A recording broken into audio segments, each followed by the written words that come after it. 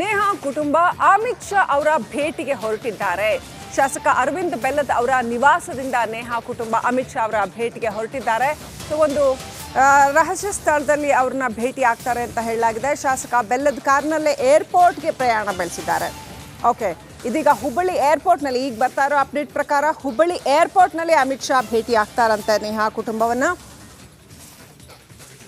ಬಹುಶಃ ಸಮಯ ಅದರ ಅನುಕೂಲತೆಯನ್ನು ನೋಡಿಕೊಂಡು ಈ ರೀತಿ ಮಾಡಿದಾರೋ ಅಥವಾ ಪ್ಲಾನ್ ಹೀಗೆ ಇತ್ತ ಗೊತ್ತಿಲ್ಲ. ಒಟ್ಟಿನಲ್ಲಿ ಅಮಿತ್ ಶಾ ಅವರು ಹುಬ್ಬಳ್ಳಿ ಏರ್ಪೋರ್ಟ್ನಲ್ಲಿ ನೇಹಾ ಕುಟುಂಬವನ್ನು ಭೇಟಿ ಆಗಲಿದ್ದಾರೆ ಅಂತ ಹೇಳಲಾಗಿದೆ. ಈಗ ನೇಹಾ ಫ್ಯಾಮಿಲಿ ಅಂದರೆ ಅವರ ತಂದೆ ತಾಯಿ ಅಲ್ಲಿಗೆ ಹೊರಟಿದ್ದಾರೆ. ಶಾಸಕ ಅರವಿಂದ್ ಬೆಲ್ಲದ್ ತಮ್ಮದೇ ಕಾರ್ನಲ್ಲಿ ಅವ್ರನ್ನ ಕರ್ಕೊಂಡು ಹೋಗ್ತಾ ಇದ್ದಾರೆ.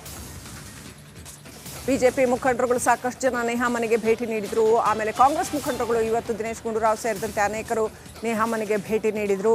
ಒಟ್ಟಾರೆ ಉತ್ತರ ಕರ್ನಾಟಕ ಭಾಗದಲ್ಲಿ ಈ ಒಂದು ಭೀಕರ ಹತ್ಯೆಯ ವಿಚಾರ ಈ ಸಾರಿ ರಾಜಕೀಕರಣಗೊಂಡಿರೋದು ಸತ್ಯ. ಅದೇ ರೀತಿಯಲ್ಲಿ ಅನೇಕ ರಾಜಕೀಯ ಮುಖಂಡರು ಸಾಂತ್ವನ ಹೇಳೋದಕ್ಕೆ ಬರ್ತಾ ಇರೋದು ಕೂಡ ಸತ್ಯ.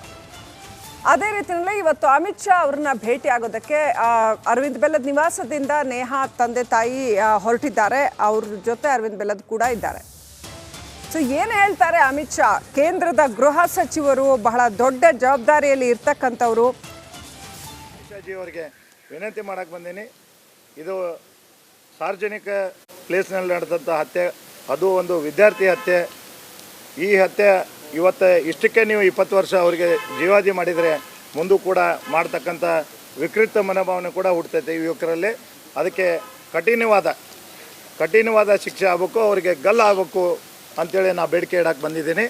ಅದರ ಜೊತೆಗೆ ಒಂದು ಕಾಯ್ದೆ ಕೂಡ ತಾವು ಕೇಂದ್ರ ಸರ್ಕಾರ ಮಾಡಬೇಕು. ನಮ್ಮ ನ್ಯಾಯ ಹಿರೇಮಠ ಅನ್ನೋ ಹೆಸರಿನಿಂದ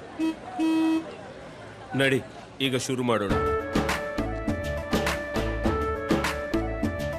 ಕೇಸರಿಯಿಂದ ಮನೋಲ್ಲಾಸ ಮನಸ್ಸು ಮತ್ತೇರಿ ಕುಣಿದಾಡಿದೆ ನೋಡು, ಮನಸ್ಸು ಮತ್ತೇರಿ ಕುಣಿದಾಡಿದೆ ನೋಡು.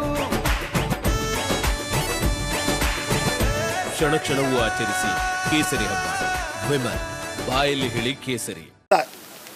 ಯಾವ ರೀತಿ ನಿರ್ಭಯ ಹತ್ಯೆ ಪ್ರಕರಣ ಆಯಿತು ಅದೇ ಪ್ರಕಾರ ಇದನ್ನು ಕೂಡ ತಗೊಂಡು ನ್ಯಾಯ ಹಿರೇಮಠ ಅನ್ನುವ ಹೆಸರಿನಲ್ಲಿ ಕಾಯ್ದೆ ಮಾಡಿ 90 ದಿವಸಗಳಲ್ಲೇ ಇಲ್ಲ 120 ದಿವಸಗಳಲ್ಲಿ ಫಾಸ್ಟ್ಯಾಗ್ ಕೋರ್ಟಿಗೆ ಹಾಕಿ ಅವರು ಇಮಿಡಿಯೇಟ್ಲಿ ಅದನ್ನು 90 ಅಥವಾ 120 ದಿವಸಗಳಲ್ಲಿ ಇತ್ಯರ್ಥಾಗಿ ಅವರಿಗೆ ಗಲ್ಲಾಗಬೇಕು, ಇಲ್ಲ ಎನ್ಕೌಂಟರ್ ಆಗಬೇಕು ಅನ್ನೋ ಸಿಸ್ಟಮ್ ತಾವು ಕೇಂದ್ರದಲ್ಲಿ ಅನೇಕ ರಾಜ್ಯಗಳು ಕೂಡ ರಾಜ್ಯ ಸರ್ಕಾರ ಮಾಡಿದೆ. ಅದನ್ನು ಕೇಂದ್ರದಿಂದ ಎಲ್ಲರೂ ಇಂಪ್ಲಿಮೆಂಟ್ ಮಾಡಬೇಕಂತೇಳಿ ತಾವು ಆದೇಶ ಮಾಡಬೇಕಂತೇಳಿ ನಾನು ಕೇಂದ್ರ ಗೃಹ ಸಚಿವರಿಗೆ ವಿನಂತಿ ಮಾಡಲಿಕ್ಕೆ ಬಂದಿದ್ದೀನಿ. ನಾನು, ನನ್ನ ಕುಟುಂಬದವರು ಮತ್ತು ನನ್ನ ಮಗ ಎಲ್ಲರೂ ಕೂಡ ನಾವು ಈಗ ಕೇಂದ್ರ ಸಚಿವರಿಗೆ, ಗೃಹ ಸಚಿವರಿಗೆ ಒಂದು ಮನವಿ ಅರ್ಪಣೆ ಮಾಡೋಕ್ಕೆ ಬಂದಿದ್ದೀವಿ. ಅದೇ ಈ ರೀತಿ ಹತ್ಯೆ ಆಗಿದೆ ಮತ್ತು ಅನ್ಯಾಯವಾಗಿ ನಮ್ಮಿಂದ ಷಡ್ಯಂತ್ರ ಮಾಡಿದ್ದಾರೆ ಮತ್ತು ಯಾವ್ಯಾವ ದೇಶದಲ್ಲಿ ಇರ್ತಕ್ಕಂಥ ಕಾಯ್ದೆಗಳು ಕೂಡ ನಾವು ಅನ್ವಯಿಸಿರ್ತೀವಿ. ಇದರಾಗೆ IPC ಪ್ರಕಾರ ಏನಿದೆ ರೂಲ್ಸ್ ಆ್ಯಂಡ್ ರೆಗ್ಯುಲೇಷನ್ ಕೂಡ ಹಾಕಿದ್ದೇವೆ. ಅದರಿಂದ ಕೆಲವೊಂದು ಅಂಶಗಳನ್ನು ಇದನ್ನು ಬದಲಾವಣೆ ಬೇಕಾಗಿದೆ. ಅದರ ಜೊತೆಗೆ ಇಂಥ ಒಂದು ಫಾಸ್ಟ್ರ್ಯಾಗ್ ಕೋರ್ಟ್ ತಗೊಂಡು ಬಂದಿದ್ರಿ ಮತ್ತು ಎಲ್ಲ ಪ್ರಕರಣ ಕೂಡ ಫಾಸ್ಟ್ರ್ಯಾಗ್ನಲ್ಲಿಟ್ಟು ಇಂಥ ಪ್ರಕರಣಗಳನ್ನು ಬೇಗನೆ ಇತ್ಯರ್ಥ ಮಾಡಿದರೆ ಸಾರ್ವಜನಿಕಲ್ಲಿ ಯಾರೂ ಕೂಡ ಇಂಥ ಕೃತ್ಯ ಎಗ್ಸಂಗಿಲ್ಲ, ಇನ್ನೊಮ್ಮೆ ಅಂಥ ಘಟನೆ ಮರುಕಳಿಸಂಗಿಲ್ಲ ಅಂಥೇಳಿ ನಾನು ಬೇಡಿಕೆಯನ್ನು ಇಡಲಿಕ್ಕೆ ಬಂದಿದ್ದೀನಿ. ನನ್ನೇ ಮಗಳಿಗೆ ಮುಕ್ತಾಯ ಆಗಬೇಕು, ಮತ್ತೆ ಸಾರ್ವಜನಿಕರಲ್ಲಿ ಅಥವಾ ಬೇರೆ ಯುವತಿಯರಿಗೆ ಅಥವಾ ಮಹಿಳೆಯರಿಗೆ ಈ ರೀತಿ ಆಗಬಾರ್ದು ಅಂಥೇಳಿ ನಾವು ನಮ್ಮ ಕುಟುಂಬದವರು ಮನವಿ ಸಲ್ಲಿಸೋಕ್ಕೆ ಬಂದಿದ್ದೇವೆ.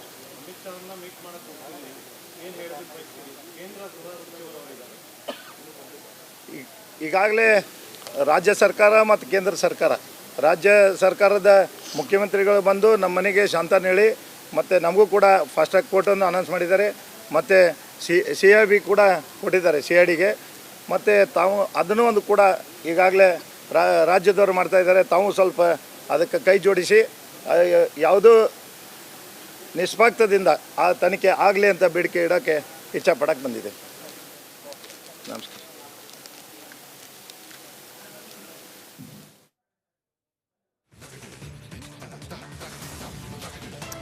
ನೇಹಾ ತಂದೆ ಮಾತನಾಡ್ತಾ ಇದ್ರು, ನಿರಂಜನ್ ಹಿರೇಮಠ್ ಮಾತನಾಡ್ತಾ ಇದ್ರು.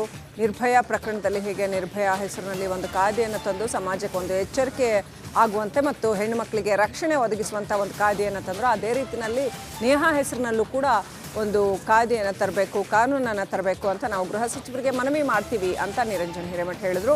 ಅದರ ಜೊತೆಯಲ್ಲೇ ಇಂಥ ಪ್ರಕರಣಗಳಲ್ಲಿ ಫಾಸ್ಟ್ ಟ್ರ್ಯಾಕ್ ಕೋರ್ಟ್ ಮೂಲಕ ಇಂಥದ್ದನ್ನು ಬಹಳ ಬೇಗ ಬಗೆಹರಿಸಿದ್ರೆ, ಬಹಳ ಬೇಗ ನ್ಯಾಯ ಕೊಡಿಸೋವಂಥ ಕೆಲಸ ಮಾಡಿದ್ರೆ ಇದು ಒಂದು ಪಾಠ ಆಗತ್ತೆ, ದುರುಳರಿಗೆ ಒಂದು ಪಾಠ ಆಗತ್ತೆ. ಹಾಗಾಗಲಿ ಅಂತ ನಾವು ಕೇಂದ್ರ ಗೃಹ ಸಚಿವರ ಹತ್ರ ಮನವಿ ಸಲ್ಲಿಸ್ತಾ ಇದ್ದೇವೆ ಅಂತ ಹೇಳಿದ್ರು.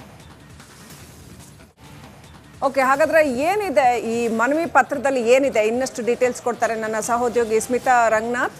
Over to you Smita.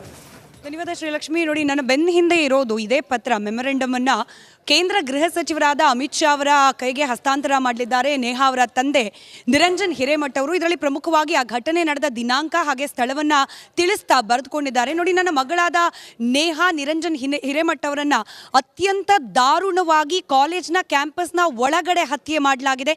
ಇದು ಆ ಕಾಲೇಜಿನ ಪ್ರಿನ್ಸಿಪಲ್ಸ್ ಅಂದ್ರೆ ಒಂದು ವಿದ್ಯಾ ಕೇಂದ್ರದಲ್ಲಿ ಅನುಸರಿಸಬೇಕಾದ ನಿಯಮಗಳಿಗೆ ವಿರುದ್ಧವಾದದ್ದು ಅಥವಾ ಯಾವುದೇ ನೆಲದ ಕಾನೂನಿಗೆ ವಿರುದ್ಧವಾದಂತಹ ಹೇಯ ಕೃತ್ಯ. ಹೀಗಾಗಿ ಇದರ ಜೊತೆಗೆ ಕೇವಲ ಕಾಲೇಜು ಅಥವಾ ನೆಲದ ಕಾನೂನು ಮಾತ್ರವಲ್ಲ, ನಮ್ಮ ಸಂವಿಧಾನ ಈ ದೇಶದಲ್ಲಿ ಪ್ರತಿಯೊಬ್ಬ ಪ್ರಜೆಗೂ ಕೂಡ ಬದುಕುವ, ಸ್ವತಂತ್ರವಾಗಿ ಬದುಕುವ ಒಂದು ಹಕ್ಕನ್ನು ನೀಡುತ್ತೆ ಆರ್ಟಿಕಲ್ 21ರ ಅಡಿಯಲ್ಲಿ. ಆದರೆ ನನ್ನ ಮಗಳ ಕೊಲೆ ಅದಕ್ಕೆ ವಿರುದ್ಧವಾಗಿ ನಿಲ್ಲುವಂಥದ್ದು, ಸಂವಿಧಾನಕ್ಕೆ ವಿರುದ್ಧವಾಗಿ ನಿಲ್ತಾ ಇರತಕ್ಕಂತಹ ಒಂದು ಘಟನೆಯಾಗಿದೆ. ಹೀಗಾಗಿ ಈ ಪ್ರಕರಣದಲ್ಲಿ ಆರೋಪಿಯಾಗಿ ಬಂಧಿತನಾಗಿರುವ ಫಯಾಜ್ಗೆ ಯಾವುದೇ ರೀತಿಯಲ್ಲೂ ಕೂಡ ಆತನ ಬಗ್ಗೆ ಕನಿಕರ ತೋರದೆ ಕಾನೂನಾತ್ಮಕವಾಗಿ, ಅದರಲ್ಲೂ IPC ಸೆಕ್ಷನ್ನ ಅಡಿಯಲ್ಲಿ ಅತ್ಯಂತ ಕಠಿಣ ಅನಿಸುವಂತಹ ಶಿಕ್ಷೆಯನ್ನು ನೀಡಬೇಕು. ಆ ಮೂಲಕ ಇಂಥ ಕೃತ್ಯಗಳು ಮತ್ತೊಮ್ಮೆ ಮರುಕಳಿಸದಂತೆ ಈ ಶಿಕ್ಷೆ ಮತ್ತೊಬ್ಬರು ಈ ರೀತಿಯಾಗಿ ಅಪರಾಧವನ್ನು ಮಾಡಲಿಕ್ಕೆ ಹೋಗುವವರಿಗೆ ಭಯ ಹುಟ್ಟಿಸುವ ರೀತಿಯಲ್ಲಿ ಶಿಕ್ಷೆ ಆಗಬೇಕು ಅಂತ ಹೇಳಿ ಮನವಿಯನ್ನು ಮಾಡಿಕೊಂಡಿದ್ದಾರೆ. ಹಾಗೆ ಕಡೆಯದಾಗಿ ಬರೆದಿದ್ದಾರೆ ನೇಹಾ ಅವರ ತಂದೆ, ಈ ಪ್ರಕರಣವನ್ನು ದಯಮಾಡಿ ಯಾವುದೇ ರೀತಿಯ ಬಯಾಸ್ ಇಲ್ಲದೆ ಗಮನಿಸಬೇಕು. ಹಾಗೆ ಈ ಪ್ರಕರಣಕ್ಕೆ ಆದಷ್ಟು ಬೇಗ ಇತ್ಯರ್ಥ ಸಿಗುವಂತೆ, ನ್ಯಾಯ ಸಿಗುವಂತೆ ಮಾಡಬೇಕು. ಹಾಗೆ ಈ ಪ್ರಕರಣದಲ್ಲಿ ಹತ್ಯೆಗೀಡಾಗಿರುವ ಮಗಳು ನೇಹಾಳ ಆತ್ಮಕ್ಕೆ ಶಾಂತಿ ಸಿಗೋ ರೀತಿಯಲ್ಲಿ ಕೇಂದ್ರ ಸರ್ಕಾರ ವರ್ತಿಸಬೇಕು ಅಂತ ಹೇಳಿ ಮನವಿಯನ್ನ ಮಾಡ್ಕೊಳ್ತಿದ್ದೇನೆ ಅಂತ ಹೇಳಿ ಬರೆದಿದ್ದಾರೆ. ಇದೇ ಒಂದು ಪತ್ರವನ್ನ ಕೇಂದ್ರ ಗೃಹ ಸಚಿವ ಅಮಿತ್ ಶಾ ಅವರಿಗೆ ನೀಡಲಿಕ್ಕೆ ನಿರಂಜನ್ ಹಿರೇಮಠ ಅವರು ನಿರ್ಧರಿಸಿರೋದು.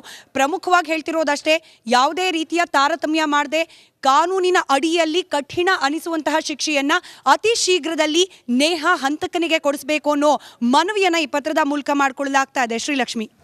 Okay, thank you Smita Ranganath ಡೀಟೇಲ್ಸ್ಗಾಗಿ. ನಮಸ್ಕಾರ, ಕರ್ನಾಟಕ ಪ್ರೈಮ್ ಟೈಮ್ಗೆ ಸ್ವಾಗತ. ನಾನು ಜಯಪ್ರಕಾಶ್ ಶೆಟ್ಟಿ. ಇಡೀ ಕರ್ನಾಡು ಇವತ್ತು ರೆಬೆಲ್ ಆಗಿ ನಿಂತಿದೆ. ಈ ಹಗರಣಗಳನ್ನು ಸದನದಲ್ಲಿ ಪ್ರಸ್ತಾಪ ಮಾಡಲು ಕೂಡ ಕಾಂಗ್ರೆಸ್ ಹಿಂದೇಟು ಹಾಕಿದ್ದೇಕೆ? ನಿಮ್ಗೆ ಸಂಬಳ ಅದಕ್ಕೆ, ನಿಮಗೆ ವಾಹನ ಅದಕ್ಕೆ, ನಿಮಗೆ ವೆಪನ್ ಅದಕ್ಕೆ, ನೀವು ಅದನ್ನು ಸೆರೆ ಹಿಡಿಬೇಕಾಗಿತ್ತು. ನೀವು ವಿದ್ಯುತ್ ಬರ ಇದೆ ಅಂತ ಹೇಳ್ತಾ ಇದ್ದೀರಿ, ಎಲ್ಲಿ ಬರ ಇದೆ ನೀವು ಹೇಳಬೇಕು. ಪಾಕಿಸ್ತಾನ್ ಆಕ್ಯುಪೈಡ್ ಕಾಶ್ಮೀರ್ ಅದು ಎಂದೆಂದಿಗೂ ನಮ್ಮದು. 40 ಮೆಷಿನ್ಗಳು ತಂದಿತ್ತು ನೋಟ್ ಎಣಿಸುವುದಕ್ಕೆ, ಅದೇ ಹಾಳಾಯಿತು. ಮಥುರಾದ ಗಲಾಟೆ ಇದೆಯಲ್ಲ, ಅದು ಸ್ಥಳೀಯವಾಗಿ ಕೂತು ಪರಿಹರಿಸಬಹುದಾದಂಥ ಕಾನೂನಿದೆ. ಗ್ಯಾರಂಟಿ ಯೋಜನೆಯಿಂದ ನಷ್ಟ ಆಗಿದೆ, ಲಾಭ ಆಗಿದೆ, ದಯವಿಟ್ಟು ಹೇಳಿ.